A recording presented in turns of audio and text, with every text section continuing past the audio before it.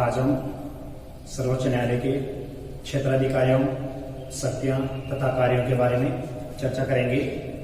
भारतीय संविधान के द्वारा सर्वोच्च न्यायालय को बहुत ही व्यापक क्षेत्राधिकार प्रदान किए गए हैं, जिसका अध्ययन हम निम्नलिखित रूपों में कर सकते हैं। सबसे पहला क्षेत्राधिकार है आपके प्रारंभिक क्षेत्राधिकार।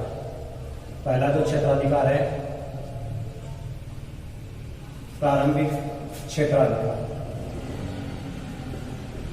प्रारंभिक क्षेत्राधिकार।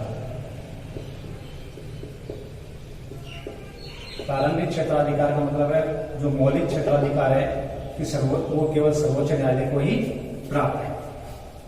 इसमें आपके सबसे पहले आता है ये प्रारंभिक एवं एकमेव क्षेत्राधिकार माना जाता है। इसके अंतर्गत जिसकी सुनवाई केवल और केवल भारत के सर्वोच्च न्यायालय में ही की जा सकती है। सर्वोच्च न्यायालय के प्रारंभिक क्षेत्राधिकार के अंतर्गत निम्न विषयों को जोड़ा जाता है। सबसे पहले आता है भारत सरकार या एक या एक से अधिक राज्य, एक या एक से अधिक राज्य, एक या एक से अधिक राज्य, एक या एक से अधिक राज्यों के बीच विवाद उत्पन्न हो जाता है, तब विवाद हो, यानी कि भारत सरकार या एक से अधिक राज्यों के बीच में जब विवाद उत्पन्न हो जाता है तो उसकी सुनवाई केवल और केवल सर्वोच्च न्यायालय के अंतर्गत ही की जा सकती है। दूसरा है भारत सरकार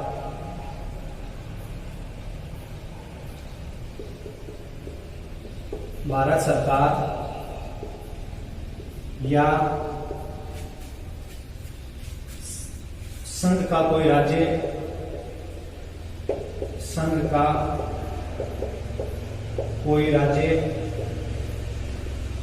का कोई राज्य तथा राज्यों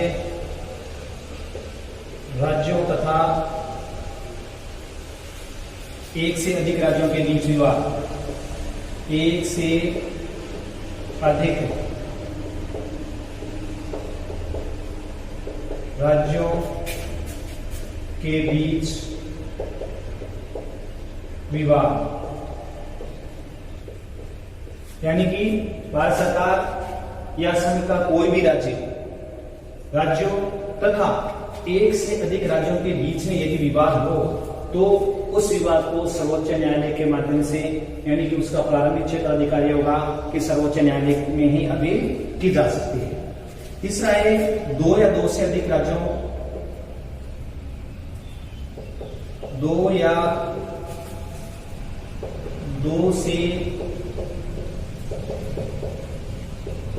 अधिक राज्यों के बीच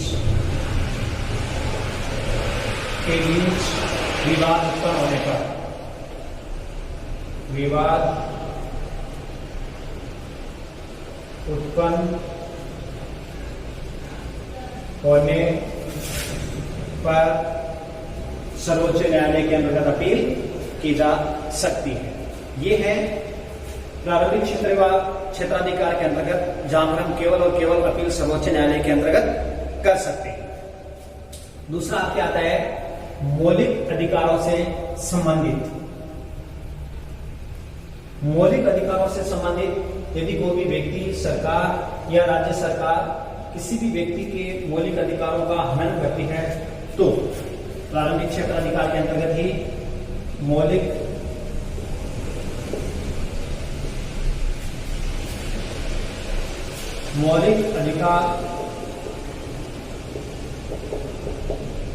अधिकारों के हनन होने पर सर्वोच्च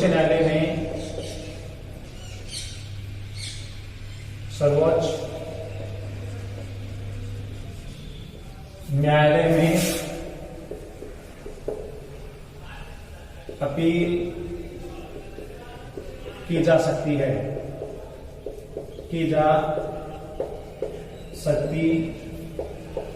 ये सर्वोच्च न्यायालय का प्रारंभिक या मौलिक क्षेत्राधिकार के रूप में माना जाता है। दूसरा जो क्षेत्राधिकार है वो है आपके अपीलीय क्षेत्राधिकार। दूसरा क्षेत्राधिकार अपीलीय क्षेत्राधिकार।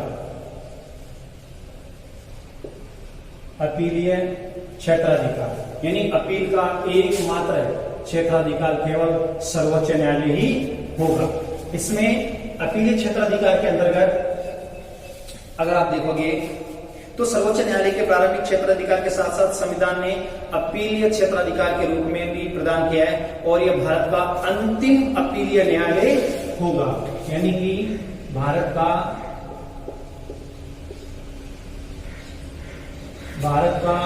अंतिम अपीलीय न्यायालय, अपीलीय न्यायालय, ये भारत का अंतिम अपीलीय न्यायालय होगा। उसे समस्त राज्यों के कुछ न्यायालयों के निर्णयों के विरुद्ध अपील सुनने का अधिकार है। समस्त राज्यों के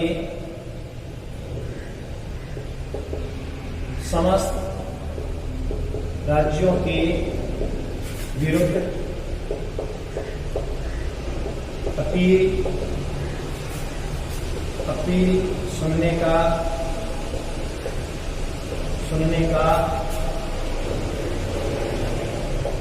अधिकार समस्त राज्यों के न्यायालयों के विरुद्ध अपील सुनने का अधिकार भी दिया गया है। सर्वोच्च न्यायालय के अपीलीय क्षेत्राधिकार को निम्न 4 वर्गों में विभाजित किया जा सकता है। अपीलीय क्षेत्राधिकार को अपीलीय क्षेत्राधिकार को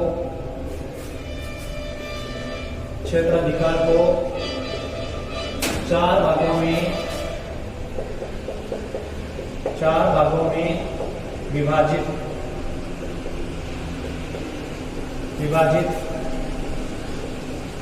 किया गया है, जिसमें आपके नंबर 1 है संवैधानिक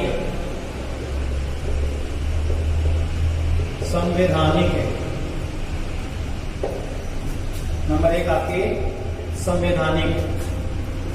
इसमें संविधान के अनुच्छेद 132 के अनुसार यदि उच्च न्यायालय यह प्रमाणित कर दे कि विवाद में संविधान की व्याख्या से संबंधित कानून का कोई महत्वपूर्ण प्रश्न नीत है तो उच्च न्यायालय के निर्णय की अपील सर्वोच्च न्यायालय में की जा सकती है। संविधान के अनुच्छेद 132 के अनुसार यानी अनुच्छेद 132 के अनुसार उच्च न्यायालय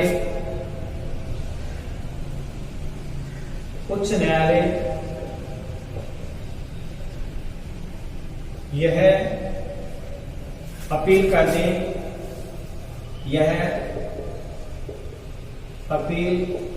दे कि यह मामला, यह निर्णय सर्वोच्च न्यायालय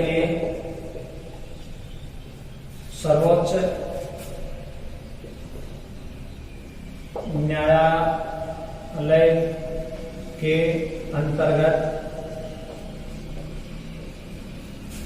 आता है। यानी कि संवैधानिक का अर्थ यह है कि अनुच्छेद 132 के अनुसार उच्च न्यायालय यह अपील कर दे कि यह निर्णय सर्वोच्च न्यायालय के अंतर्गत आता है तो उस निर्णय की सुनवाई सर्वोच्च न्यायालय में की जा सकती है। दूसरा है आपके दीवानी मामला। तो इस तरह से पूरे 4 प्रकार के इसमें आपके दिया गया है कि भाई किस तरह से हम किन मामलों की सुनवाई वो कर सकते हैं। तो दूसरा है आपके दीवानी मामले।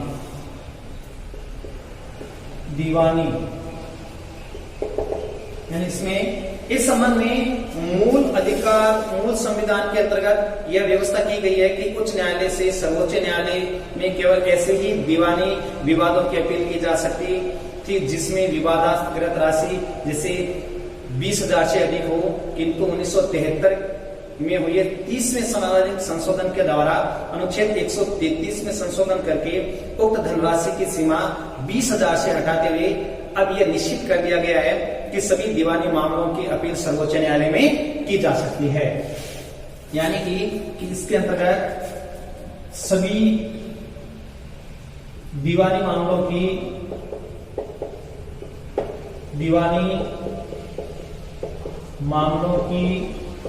अपील सर्वोच्च न्यायालय में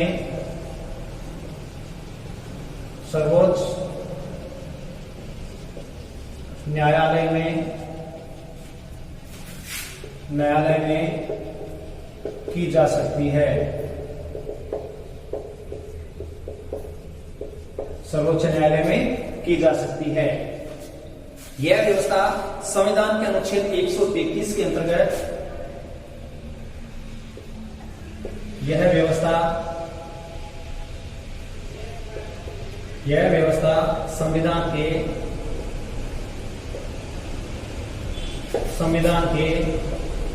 अनुच्छेद 133 में संशोधन करके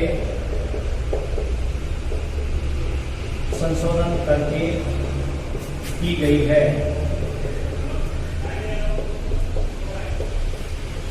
है। तीसरा क्या है? फौजदारी मामले।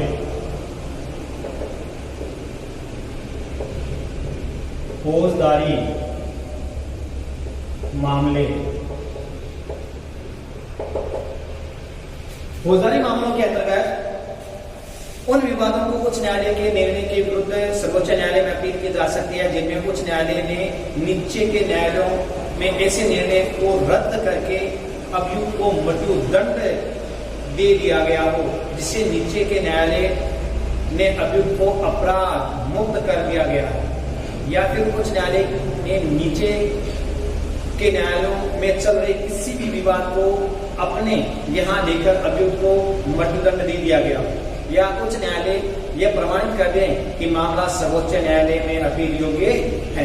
इसमें 3 बातों का उल्लेख किया गया है। पहला यह है कि उच्च न्यायालय ने नीचे के न्यायालयों के किसी भी निर्णय को रद्द करके उच्च न्यायालय ने नीचे के न्यायालयों के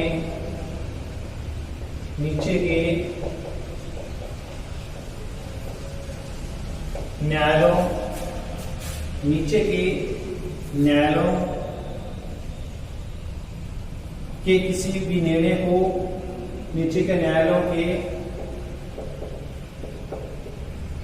किसी भी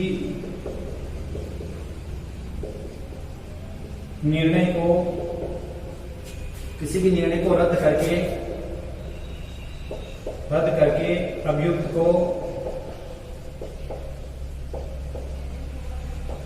को मृत्युदंड दे दिया हो,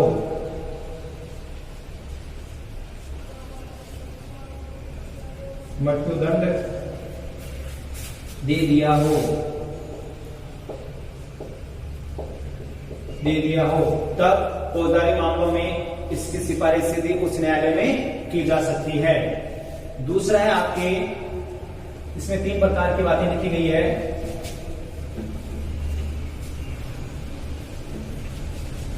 मृत्युदंड दे दिया गया हो। दूसरा आपके आता है, उच्च न्यायालय ने नीचे के न्यायालयों में चल रहे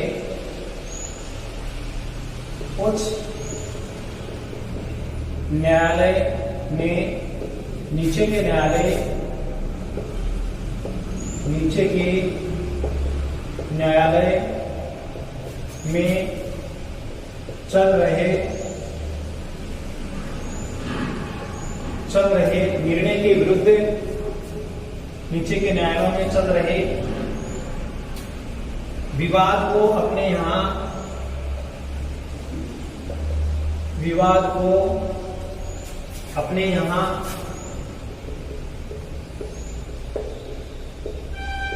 यहाँ लाकर मृत्युदंड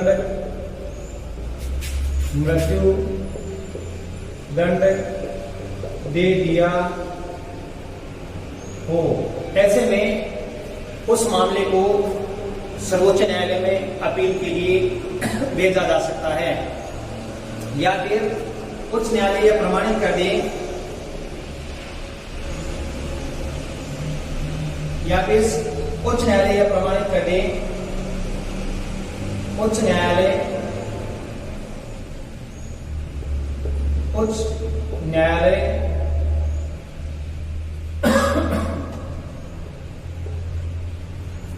यह प्रमाणित कर दे कि यह निर्णय सर्वोच्च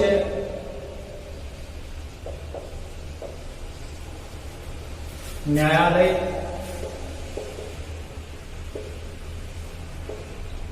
का है, तो उसकी अपील सीधी सर्वोच्च न्यायालय में की जा सकती है। कुछ ऐसे भी मामले हैं जो विशिष्ट मामले होते हैं, उनका निर्णय सीधा सर्वोच्च न्यायालय ही दे सकता है, यानी कि उनकी सुनवाई सीधी सर्वोच्च न्यायालय में की जा सकती है। चौथा है आपके विशिष्ट।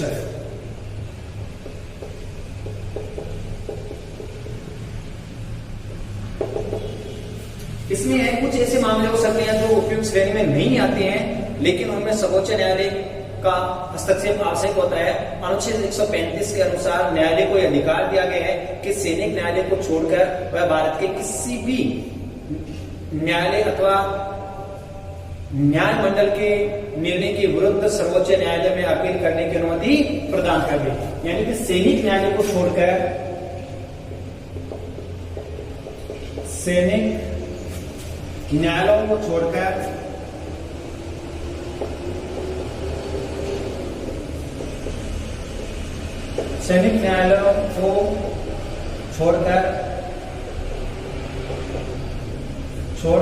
सर्वोच्च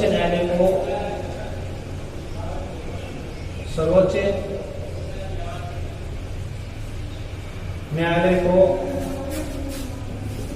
को यह अधिकार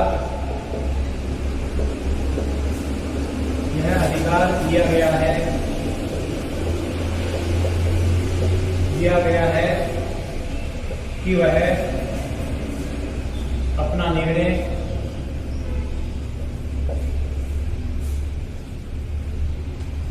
उच्च न्यायालय या अन्य न्यायालयों के विरुद्ध दे सकता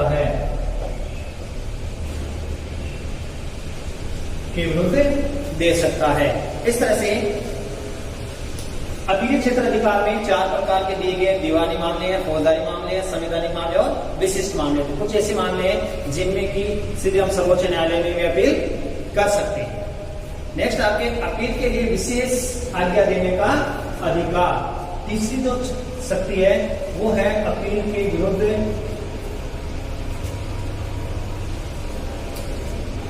अपील के लिए विशेष आज्ञा देने का अधिकार।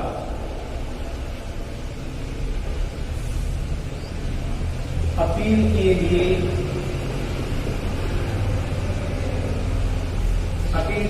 विशेष आज्ञा देने का अधिकार।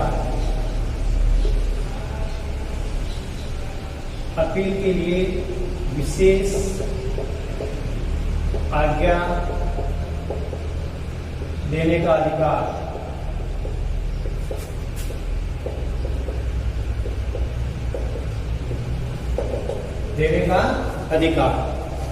इसमें देखिए संविधान के अनुच्छेद 136 के अनुसार सर्वोच्च न्यायालय को स्वयं यह अधिकार प्राप्त है कि वह सैनिक न्यायालयों को छोड़कर राज्य क्षेत्र के समस्त किसी न्यायालय या अधिकरण के विरुद्ध, निर्णय के विरुद्ध या अपील की अनुमति दे सकता है। इस शक्ति पर कोई संवैधानिक प्रतिबंध नहीं है। यानी कि सैनिक न्यायालयों को छोड़कर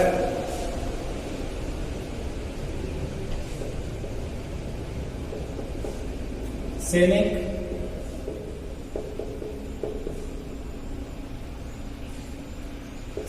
न्यायालयों को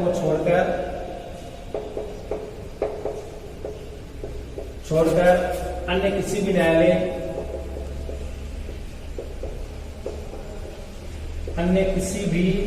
न्यायालय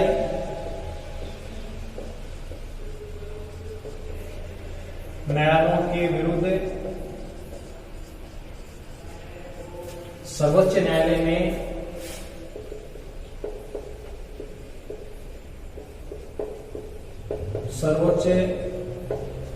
न्यायालय में अपील की जा सकती है।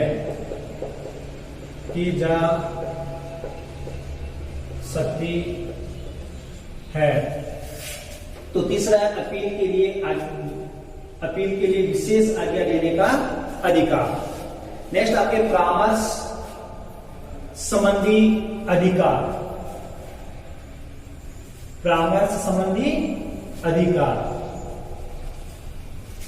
यानी कि सर्वोच्च न्यायालय समय समय पर सरकारों को परामर्श भी वो दे सकता है। परामर्श संबंधी अधिकार, परामर्श संबंधी अधिकार।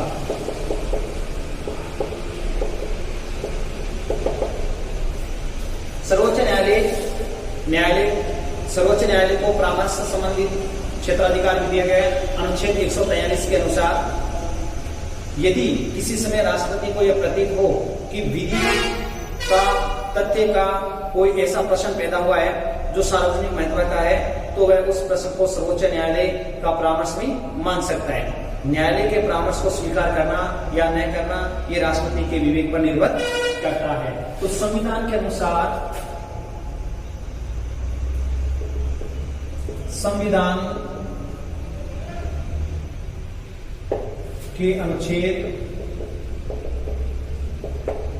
143 के अनुसार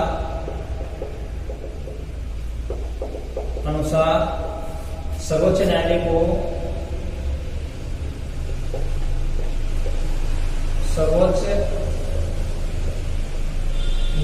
को राष्ट्रपति को परामर्श देने का अधिकार दिया गया है। यदि राष्ट्रपति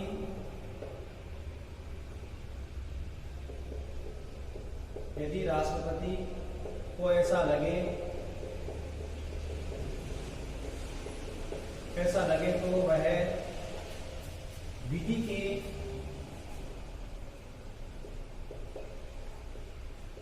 के संबंध में न्यायालय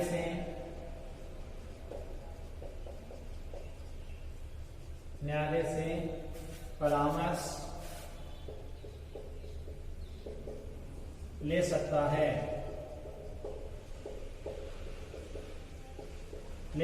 है। परामर्श को मानना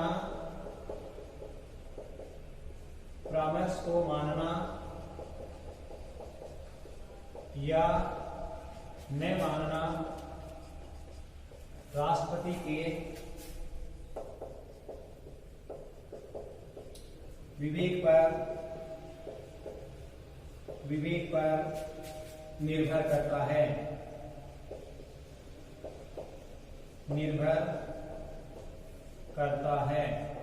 तो ये समय समय पर सरकार को विधि के संबंध में परामर्श भी दे सकता है, लेकिन राष्ट्रपति अपने स्वविवेक के आधार पर उस निर्णय को मानने या न मानने के संबंध में पूर्ण रूप से अपने विवेक पर निर्भर करता है।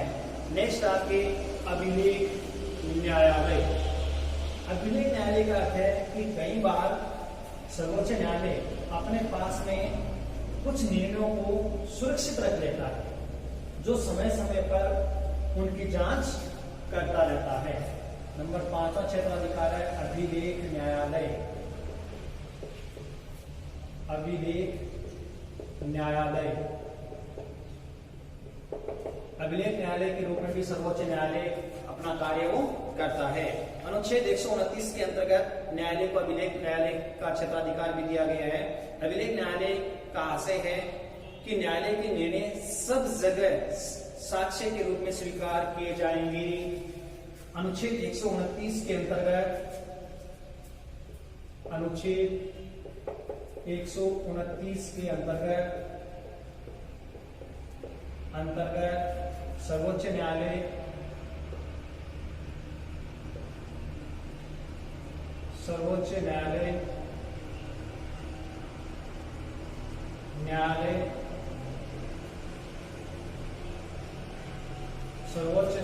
के निर्णय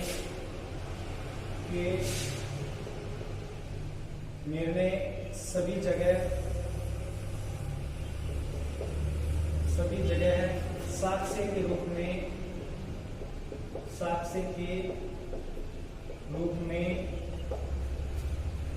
साक्ष्य के रूप में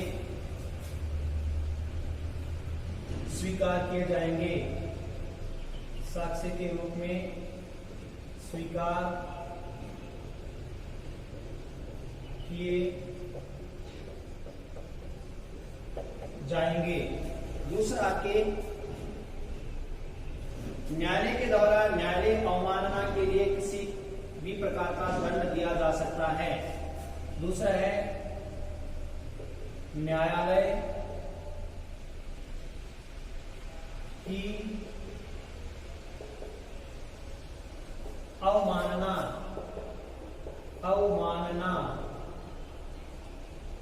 यानी कि न्यायालय की अवमानना करने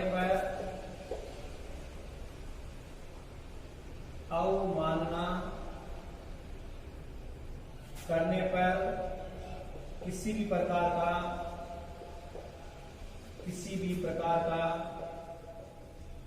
दंड दिया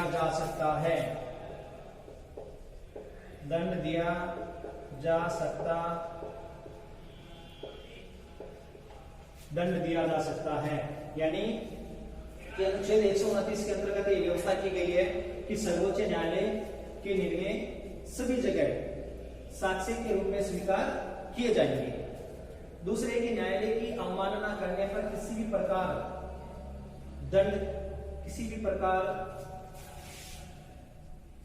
का दंड दिया जा सकता है, अर्थात उसको विभिन्न प्रकार से सजा का प्रावधान भी किया गया है। छठा टॉपिक आपके मौलिक अधिकारों का संरक्षक। मौलिक अधिकार जो संविधान के माध्यम से आपको 6 प्रकार के मौलिक अधिकार दिए गए हैं, उन मौलिक अधिकारों के संरक्षक के रूप में भी सर्वोच्च न्यायालय को शक्तियां या कार्य दिया गया है। तो छठा आपके है मौलिक अधिकारों का संरक्षक। मौलिक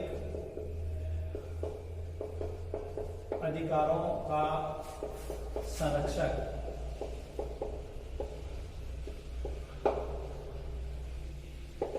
मौलिक अधिकारों का संरक्षक कि भारत का सर्वोच्च न्यायालय नागरिकों के मौलिक अधिकारों का संरक्षक है। न्यायालय मौलिक अधिकारों को लागू करने के लिए बंदी, प्रत्यक्षीकरण, परमादेश, प्रतिषेध, अधिकार, प्रच्छा, उत्प्रेक्षण लेख जारी करता है। यानी कि नागरिकों के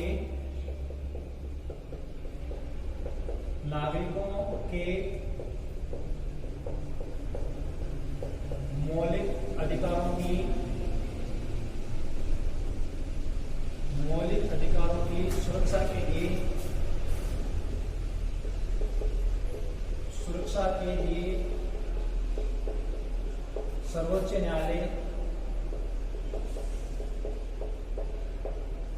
सर्वोच्च न्यायालय 5 प्रकार के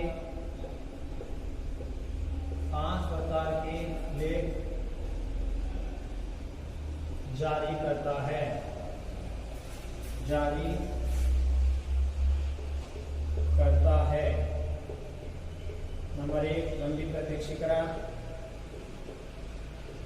प्रत्यक्षीकरण। नंबर 1 बंदी प्रत्यक्षीकरण। दूसरा परमादेश, परमादेश। प्रतिषेध, प्रतिषेध।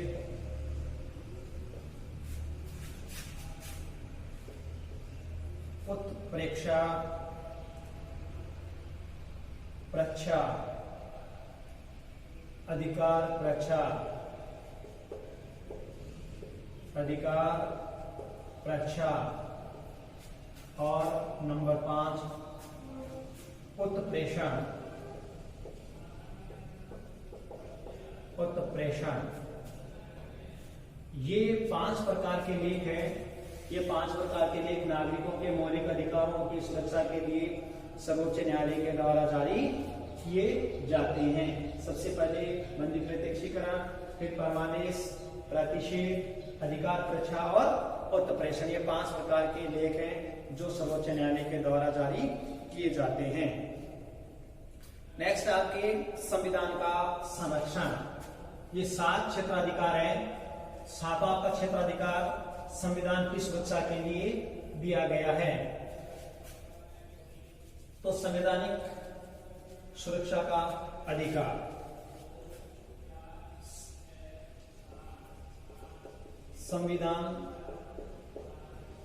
का संरक्षण। संविधान के संरक्षण में अनुच्छेद 131 और 32 के अंतर्गत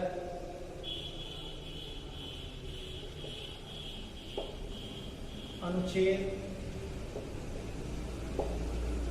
131 व 132 के अंतर्गत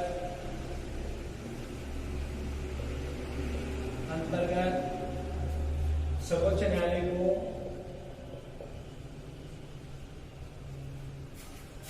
सर्वोच्च न्यायालय को न्यायिक पुनरावलोकन का सर्वोच्च न्यायालय को न्यायिक पुनरावलोकन का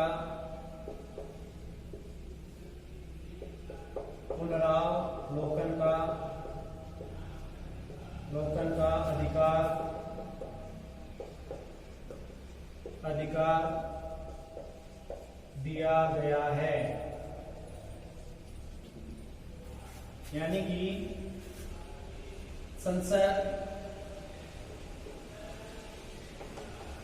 संसद या राज्य विधानमंडल,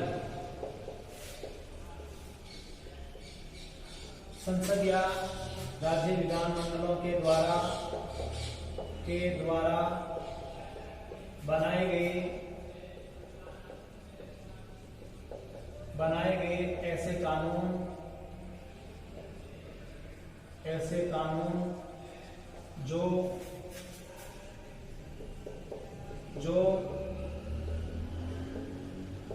संविधान के नियमों का उल्लंघन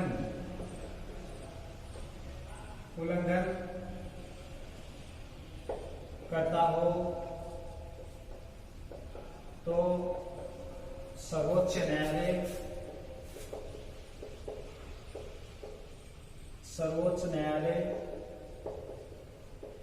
ऐसे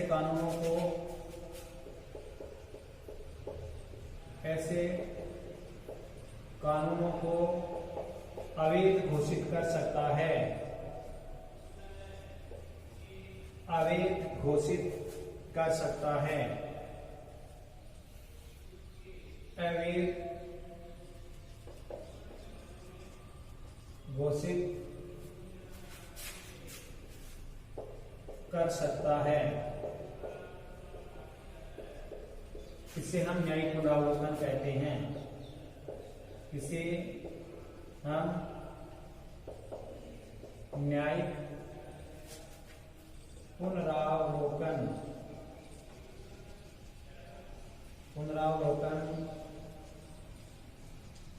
कहते हैं।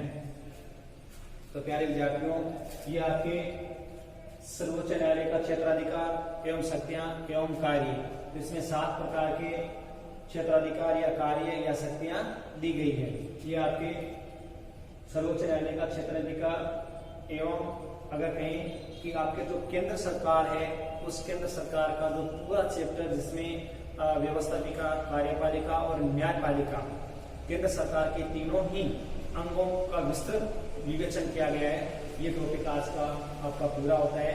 यदि इस वीडियो में आपको किसी भी प्रकार का कोई समस्या हो या आपको कोई समझ में नहीं आया हो तो आप उसको अंडरलाइन करके फोटो खींचकर अपना नाम लिखकर अपने व्हाट्सएप ग्रुप में सेंड कर दें।